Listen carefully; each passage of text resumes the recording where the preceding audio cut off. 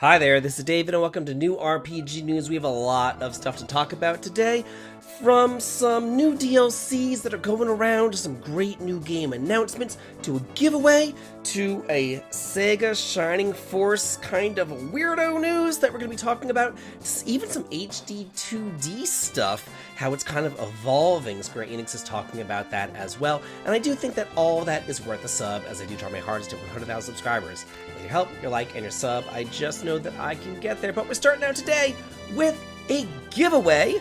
I am partnering with Mecha Japan to give away a PlayStation 5 Dragon Quest III HD2D Collector's Edition, a physical Collector's Edition that is in English. I'm giving it away over on the Twitter, so please be sure to go on over there and follow the little rules that I have, and then you will be registered to enter. I will be drawing the winner on November 14th, the release day of Dragon Quest III HD 2D. So I do hope that you all win and go over there so that you can, enter and all that kind of good stuff. In some great news, Switch games will be playable on the Nintendo Switch successor.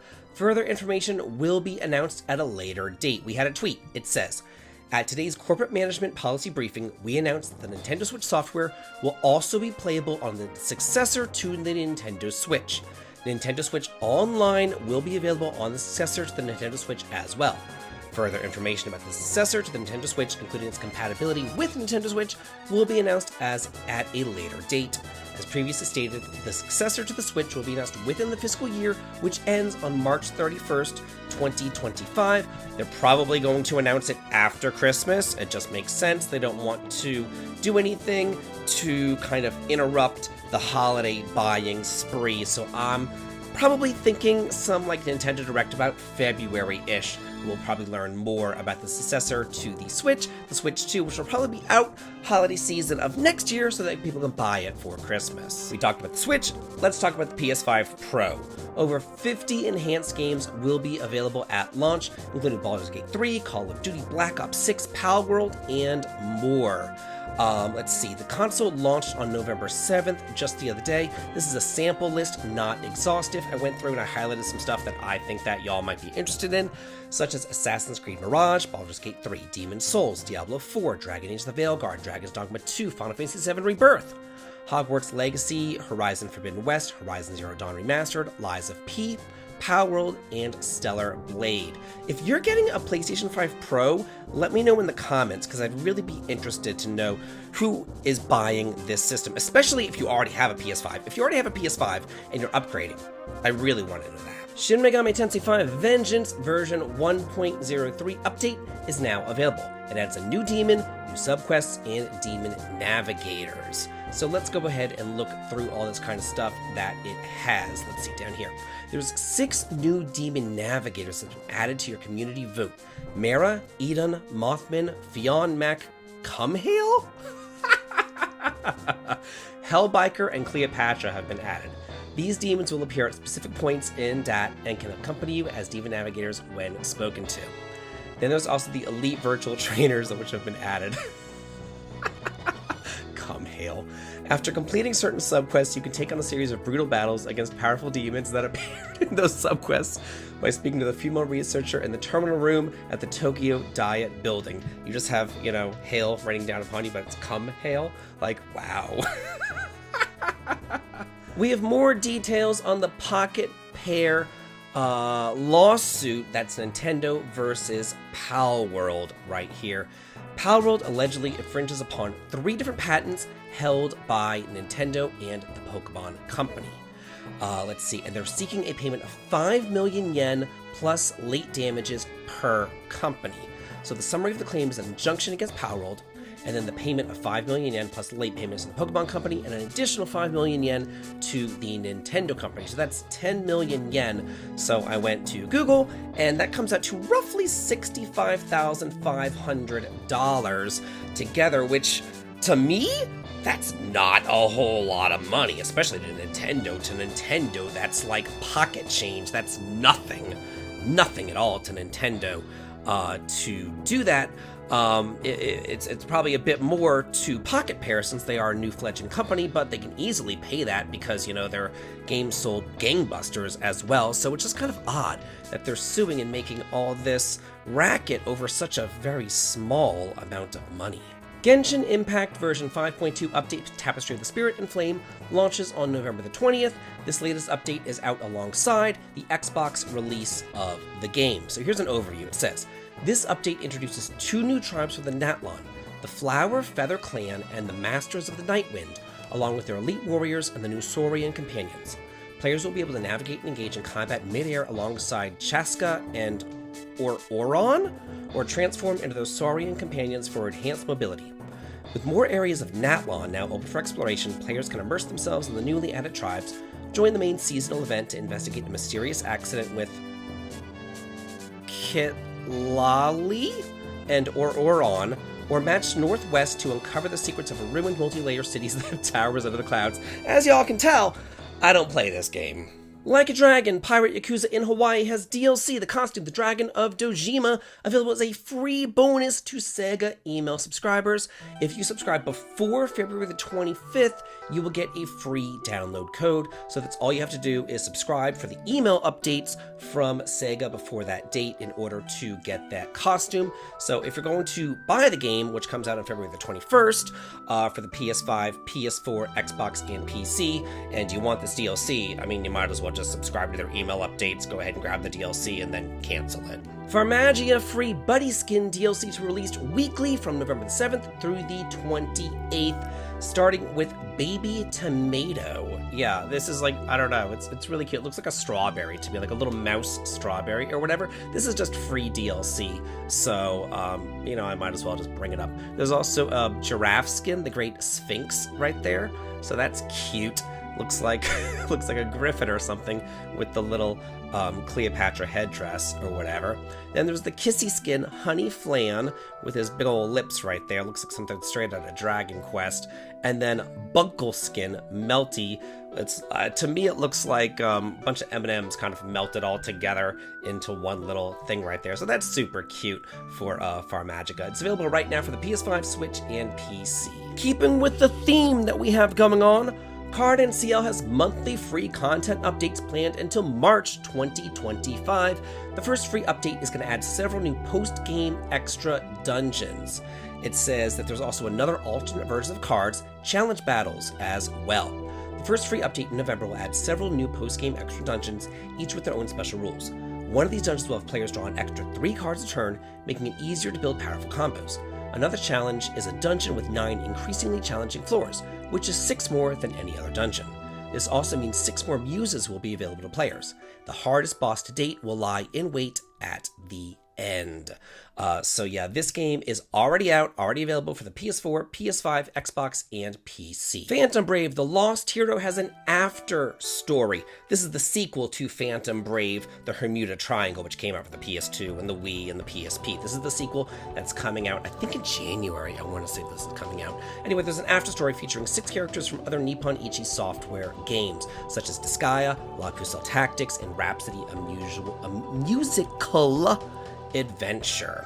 So it says the after story is unlocked by clearing the main story, so it's like a new game plus sort of thing. Features Harl, Perilica, Cornet, among others right there. And this is coming out, oh, I was right, January 30th. I was right. See that? For the PS4, PS5, Nintendo Switch, and the PC. Fairy Tail 2 details game original story, which is unlocked after clearing the main story. The main story tells the story of the anime, but then after you beat the game, then you're going to get this extra story, which is unique just to the game, not to the anime. Right here it says, experience new sides of the characters from Fairy Tail, only found in this game through character stories. Reminds me of something from Tales of Legendia. Hopefully it's not as bad as the character quests in Tales of Legendia, although they weren't terrible.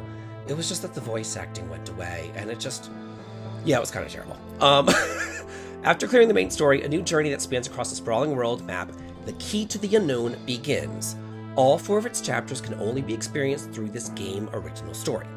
Visit areas previously unobtainable in the main story as the adventure expands. Taking place in the West, investigating the Golden Tales has you locating a restaurant in the forest in order to obtain a hidden treasure. It also has you locating a restaurant in a forest in order... Oh, it literally just repeats itself right there. That's lovely. You have to pretend to be a couple to get in, though. Of course you do. And anime hijinks ensue. How wonderful. So there's, this restaurant story in the forest as well. It looks like there's something over on a beach. So there's like a little swimsuit thing happening. And then campfire episodes as well. So a lot of different stuff right here. This is coming out for the PS4, PS5, Switch, and PC on December 13th worldwide. However, it says because of the time difference, the PC version will be available December 11th in the West. So if you want it 2 days earlier, you want to buy the PC version. Otherwise, if you want it physically, which I would imagine that you would, and there is a collector's edition available of this over on the NIS America store, which I went over last week, then just wait the 2 days and grab it there. Yuan Sword, The Gate of Firmament for PS5 launches on December the 13th. Save the mortal realm from calamity. It's currently available for the PS4 in Asia and China, but the Xbox One and PC via Steam worldwide. It first came out in 2015, so this is an older game, but now it is out for the PS5 as kind of an enhanced one with it says all prior downloadable content is the definitive way to experience this classic action RPG. Let's read about it. Long ago, the Jade Emperor opened the gates of heaven so that worthy mortals could appeal to him and be granted divine powers in order to aid the search for the Emperor's lost daughter. However, this holy gift was exploited and abused, bringing chaos to the mortal realm. The gates of heaven had to be resealed to protect from great disaster, but since then, no mortals have been able to ascend, and no gods could ascend at will to help them. Now it's up to a small band of heroes in the mortal realm, each with their own motivations and led by the young Sikong Yu, to try and bridge the realms before peace is shattered forever. This is a beloved entry in the long-running RPG series based on a mix of Chinese history and mythology. It's a standalone title with real-time combat while retaining and evolving elements for which the series has long been revered. So yeah, very, very interesting. I don't think I've ever played any of the games in this Yuan Sword series. They seem to be new to the West. They've been long-running in the East, but they've been new to the West, and I am very interested in them. Kind of like the Sword and Fairy series. I'm interested in those too. Another story, another Chinese RPG. This is called Redemption of Elin, announced for the PS5, Xbox, and PC, due out sometime next year. We do not know. It says, this is a 3D ancient-style fantasy, multi-ending action RPG game. As a third installment of the Ryuku Hidden series and the Ryuku Hidden 9 Absolute Reincarnation chapter, the game is designed with the principle of promoting offense and hesitation to defeat in its combat system.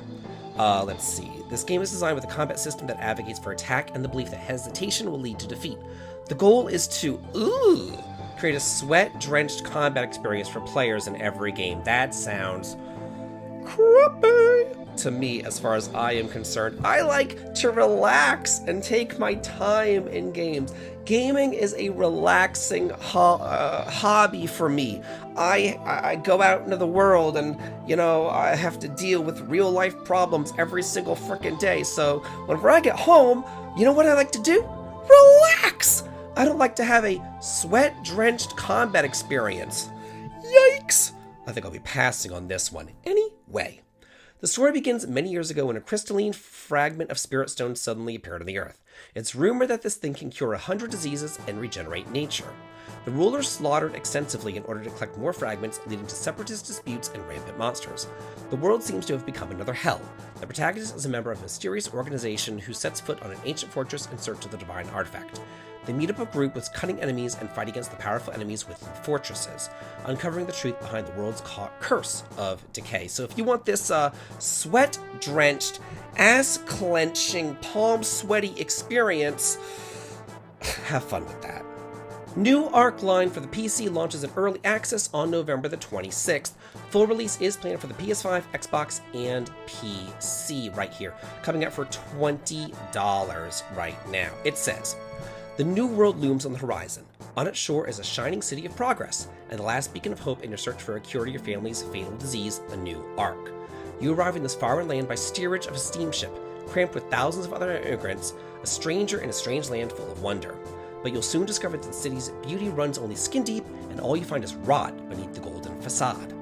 Dark smoke from the factories chokes the skies, segregation, inequality, and corruption run rampant. You'll have to rise from the very bottom, make tough decisions, and get your hands dirty if if you are to succeed, and you must, no matter the cost. Craft technopunk gear or master the arcane arts, fight, steal, or smooth talk your way to the top, and become the hero or villain that you want to be. You will not have to face the trials of the world alone, however. Find your companions and gather your party, make foes and allies, fall in love, get involved in a massive conspiracy, and change the course of history forever. Tokyo Clan Pool launches for Switch in Asia and PC worldwide on December the 9th. It says that it was planned to come out on Steam as the PC release, but now it's being replaced by GOG. This is going to be $40. It will be localized in English and traditional Chinese, and a worldwide release for the Switch version will follow. However, the physical editions for the Switch versions are limited. Only 3,000 limited editions will be produced, which does include the game, the manual, the soundtrack CD, the art book, the sticker sheet, the poster, and a numbered certificate in a collector's box. This first came out for the PS Vita, only in Japan, in 2017, though. We will look at those limited editions in just a minute, but let's read about the game. It says, in a near future Tokyo, the government has collapsed following the appearance of a mighty tower extended from the mysterious reverse city in the sky and connecting with the National Diet building. Monsters threaten the people of Japan, and it's up to the newly inaugurated Prime Minister Natsume Kanuki to lead her Diet Dolls into battle against them. Diet Dolls. Tokyo Clan Pool is a dungeon RPG where you'll take your party of heroines, of course it's heroines, deeper and deeper into the tower to counter the monster threat and learn the truth of its origin. Equipped digi-skins to customize character skills and abilities while navigating maze-like corridors in first-person perspective. Turn-based combat is fast and strategic, and with your team's ether-based powers, you can even float or dig tunnels to alter the structure of dungeons, and it is Cumhail Heart. Woohoo! Nothing says quality like Cumhail Heart. Yeah. Anyway, this is the collector's edition right here that I was talking about.